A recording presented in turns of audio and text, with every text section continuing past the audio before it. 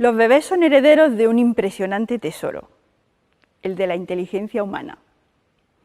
En el mismo momento de la concepción, los bebés heredan de sus padres un bagaje biológico que ha sido elaborado durante millones de años de forma minuciosa.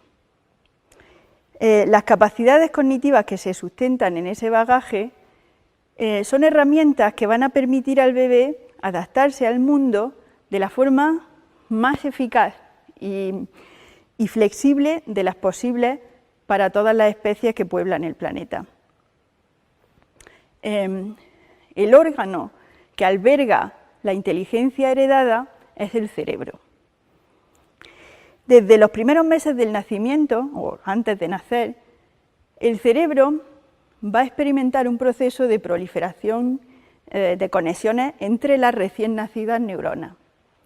Ese proceso de proliferación va a durar durante muchos años y está complementado por un proceso de poda de esas conexiones, o de las conexiones, digamos, menos eficaces. Se van a perder a lo largo del desarrollo las conexiones que son menos usadas y que no son útiles. Estos dos procesos de proliferación y poda sináptica ocurren simultáneamente a lo largo del desarrollo, pero el balance de uno y otro cambia con la edad. De manera que en las primeras etapas del desarrollo la proliferación es mucho mayor que la poda y al final de la infancia la poda es mucho mayor que la proliferación. Esto se traduce en que los bebés en los primeros momentos van a ser susceptibles a un montón de opciones mucho mayores que al final de la infancia. Un buen ejemplo de esto es las capacidades de discriminación de colores de los esquimales. Los esquimales son sensibles a un amplio rango de tonalidades de blanco mucho mayor que personas que crecen en un ambiente más cálido y que solamente tienen experiencia con la nieve 1 o 2 fines de semana al año. Esto viene a decir que efectivamente el desarrollo de la inteligencia es un proceso que se produce en sintonía con la experiencia que tiene el individuo y que la experiencia va a ser especialmente importante en las primeras etapas del desarrollo. Por muchos siglos se ha considerado que los bebés no tienen capacidades, ¿no? Su mente es muy vacía o confusa. Sin embargo, en los últimos años se ha visto que las competencias cognitivas de los bebés son mucho mayores de lo que se creía. Y estas capacidades van a proyectar al bebé en una senda de crecimiento que va a ser mucho mejor que la que tienen, ¿no? Una senda de aprendizaje donde van a aprender muchas más capacidades que otras especies. Un ejemplo de capacidad importante en el desarrollo es la atención, o mejor dicho, la capacidad para controlar la atención. La intuición de que se aprende más de algo cuando se está atendiendo a ese fenómeno se ha demostrado científicamente. Sabemos que el cerebro trata de forma distinta a los acontecimientos a los que atiende, dándole más prioridad y dotándole de mucho más recursos de procesamiento. Esta capacidad de atender es importante para el aprendizaje, pero no basta dejar la atención a merced de los acontecimientos del medio, ¿no? Los acontecimientos pueden captar la atención de forma automática. Para aprender es necesario controlar la atención, porque muchas veces será necesario, para focalizar la atención en algo, impedir que otra información nos distraiga. ¿Y cómo estudiamos la atención de los bebés? ¿Cómo podemos saber si la atención es automática o es controlada de forma voluntaria? Pues una de las técnicas más utilizadas por los psicólogos del desarrollo es la técnica de seguimiento ocular.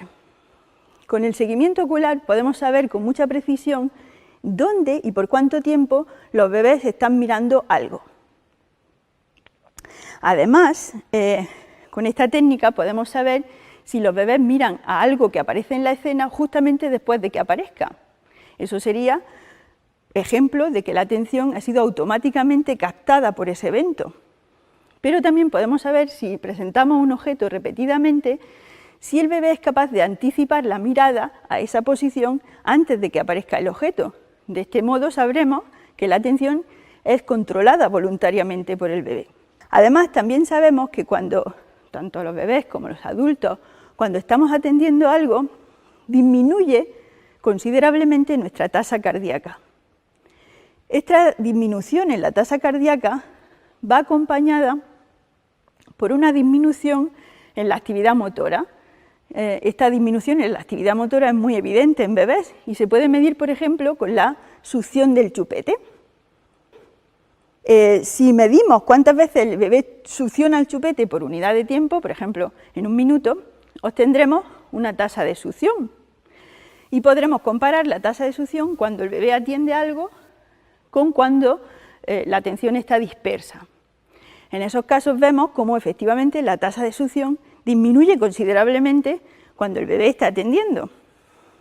De esta forma, pues la duración de la mirada, dónde mira el bebé, por cuánto tiempo, la tasa de succión o la propia tasa cardíaca son medidas de la atención en bebés. Con toda esta tecnología hemos podido ver cómo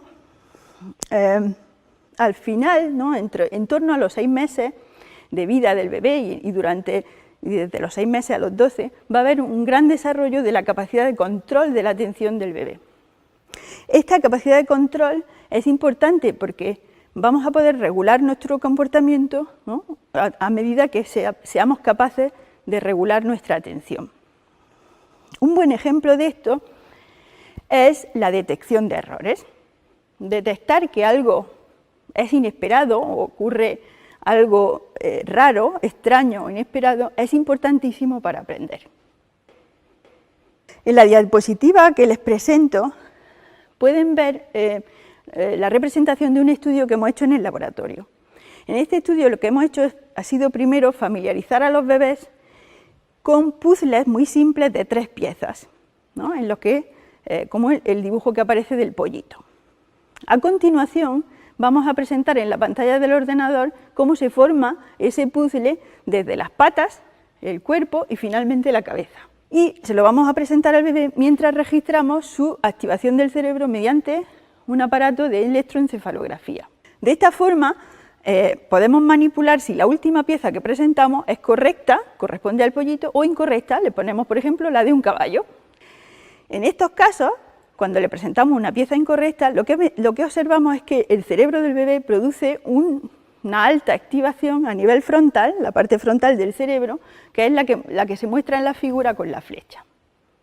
Esta detección de errores es importantísima para el aprendizaje. Un estudio muy reciente que se ha hecho con bebés al final del primer año de vida, de 11 meses, también hacía una cosa parecida, ¿no? Mostraba pequeños vídeos en donde había objetos que se comportaban de forma normal o de forma extraña. Por ejemplo, un cochecito de juguete que bajaba una cuesta y al llegar a una pared sólida la atravesaba o se paraba en la pared. Cuando se le muestra esto a los bebés se sorprenden, miran más tiempo cuando el objeto se comporta de forma extraña. Hasta ahí todo bien. Lo interesante en este caso es que cuando se les daba luego la oportunidad de tocar esos objetos, los bebés preferían aquellos objetos que se han comportado de forma extraña y no los que se comportaban de forma esperable.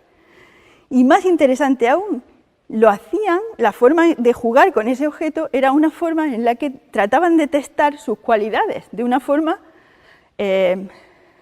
para tratar de identificar si efectivamente el objeto ese pues tenía las propiedades adecuadas, ¿no? Es decir, por ejemplo, golpeaban el cochecito en la mesa para ver si su consistencia era sólida. En definitiva, los acontecimientos que son inesperados son especialmente relevantes para aprender y el cerebro los trata de un modo diferente, ¿no? Le da prioridad, los trata con mayor atención. En la medida que seamos capaces de identificar estos elementos inesperados, de detectar errores, vamos a aprender mucho más de ellos. Sin embargo, existen grandes diferencias individuales en los bebés en su capacidad de aprender. Porque mientras unos bebés son capaces de detectar errores en torno a los 8 o 9 meses de vida, otros bebés no lo hacen hasta los 12 meses o incluso más tarde.